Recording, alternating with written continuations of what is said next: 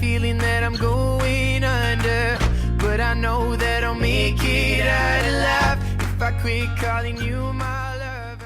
Hi guys, so for today's video is another monthly favorites. I'll do it kind of differently because I want to share with you my current obsession. It's experimenting with contouring. So all the three items that I will feature are all contouring products or tools that I use.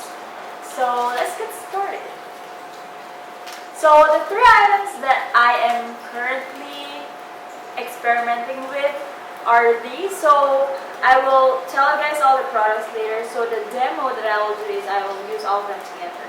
Alright, so for the first one is this Maybelline New York concealer in the shade Cafe, 30 Cafe. So it's really a dark, I think this is the darkest shade out of all the collection. But I use this as contouring cream or liquid, or I don't know what do you call that, but yeah, I just use that as a base of the contour that I usually use. And then after that, I put on this e.l.f. This is the e.l.f. Duo, I think. So contouring blush and bronzer. Okay, so this is in the shade Santa Lucia. I think I got that right. Yeah, so I usually just use the bronzer side of the two, and it's not fully matte. It has some shimmer in it, but it will do because it doesn't really show up on the skin.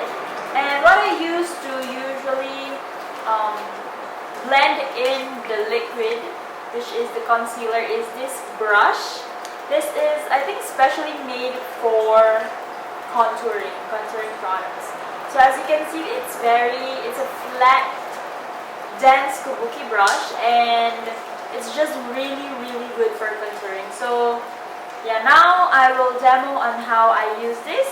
First, I use and dot this Maybelline New York concealer, and I just do it in this dotting motion. And then I will use the brush to kind of blend it out blend it to your skin. And I just kind of dab it and until the colors blend really well, and then I'll just let it set for a while, and then I will use the powder to put over and completely set it. So that's basically how I do the contouring nowadays, and I've been really into it because my face shape is round, so I feel that I need some, some parts of my face should be highlighted and some parts should be just hidden. So yeah, that's it for my Hi guys, so welcome to our favorites, just random favorites from here and there and current obsessions and whatsoever. So for my first item, Monica has this obsession when it comes to kind of like contouring and stuff. So I think I should start learning as well. But then I came across this other trend, which is, was it Strobing? I'm not really sure, correct me if I'm wrong. So it's the opposite, so it's basically to highlight, to show features of your face. So I use this highlighter. It's from Etude House. I've had it for quite some time and it came handy.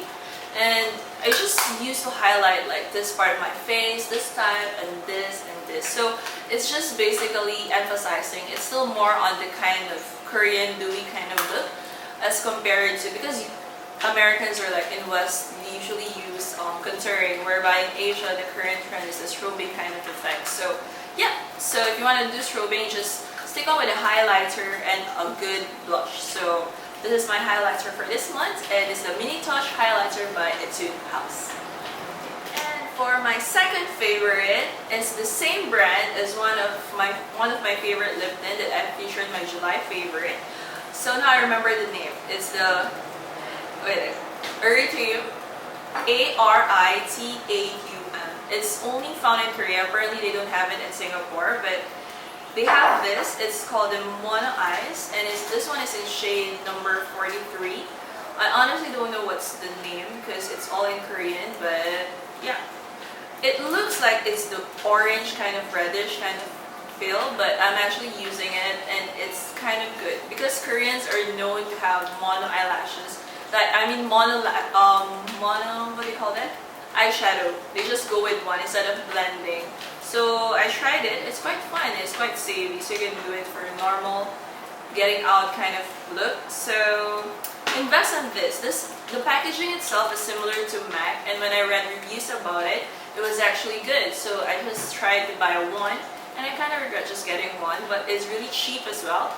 It's like a drugstore product, the price range, and at the same time, it's very pigmented and it's lasting, and it has that kind of gorgeous look. So if you're in Korea, going to Korea or whatsoever, you get across this kind of item, just get it. Don't fret about it, just get it and get as many colors as you want. So that's it for my second item. And for my third item, of course, it's a lip product, but this is not part of the series anymore. Okay, never mind. Anyways, so I have this Revlon Color Stain Moisture Stain in 015 Barcelona Nights. I've seen this here in Singapore several times and I've always wanted to get it, but it's quite pricey. So back then when I went to Hong Kong, I got it for just a fraction of the cost, for like 60% off the original cost here, which is kind of cool. And it's very moisturizing, it's very pigmented, and I'm using it on my lips, and it's very lasting. So the lasting effect is that it won't be as strong as it is when you apply it, but it will look as if it's like those normal tint, and your lips will like naturally tinted kind of look, and it's really good.